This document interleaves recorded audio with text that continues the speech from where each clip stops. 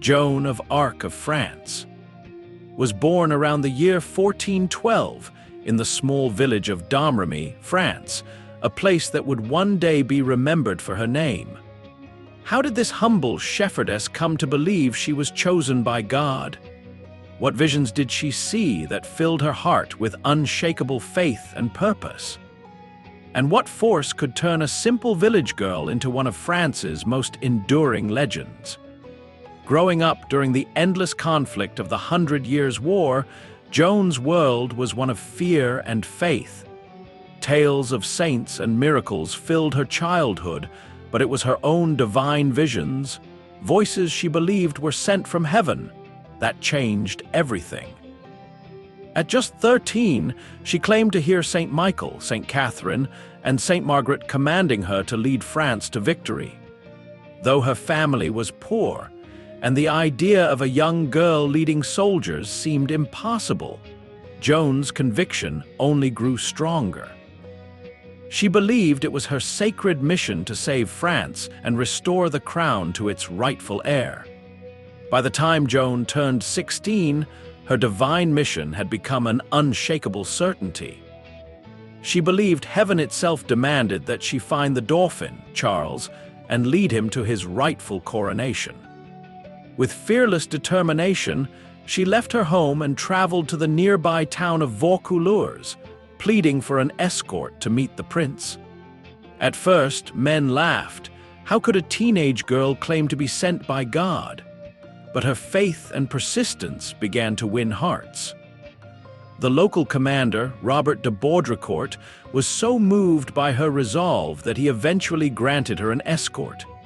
Clad in men's clothing for safety, Joan began her dangerous journey across enemy territory, heading toward Chinon, where France's uncertain prince awaited a girl who said she carried heaven's message. When Joan reached Orleans in late April 1429, the city was on the brink of despair. Surrounded by English forces, its people had nearly given up hope. Yet the sight of this young woman on horseback, dressed in armor and carrying her white banner, stirred something deep within them. Soldiers whispered that she was sent by heaven itself. Within days of her arrival, Joan led bold attacks against the English forts surrounding the city. Her courage on the front lines inspired the men to fight harder, and after 9 days, the English siege was broken.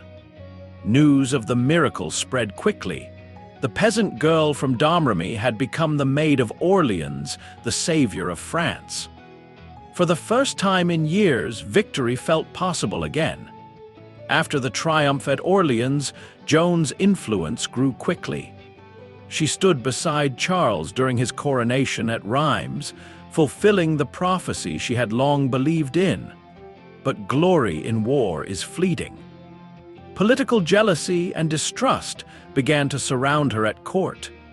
When Joan led further campaigns, including an attempt to liberate Paris, her failures gave her enemies ammunition. The court that once praised her now began to distance itself. In early 1430, Joan marched to defend Compiègne from Burgundian forces, loyal to the English. During the chaos of battle, she was pulled from her horse and captured. The soldiers who once followed her with faith now watched helplessly as she was taken away, betrayed not by the enemy alone, but by the silence of those she had served.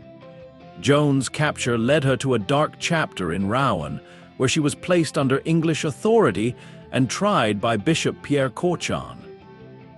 The charges were harsh: heresy, witchcraft, and wearing men's clothes, each accusation designed to destroy her spirit. Yet even in chains, Joan stood firm in her faith, declaring that her voices were divine, not demonic. On the 30th of May, 1431, at just 19 years old, she was burned at the stake in Rouen's old marketplace. Her ashes were scattered in the Seine, but her courage lived on. In 1456, a retrial cleared her name, and centuries later, she was canonized by Pope Benedict XV in 1920. Today, Joan of Arc remains France's eternal symbol of faith and defiance. Thanks for watching.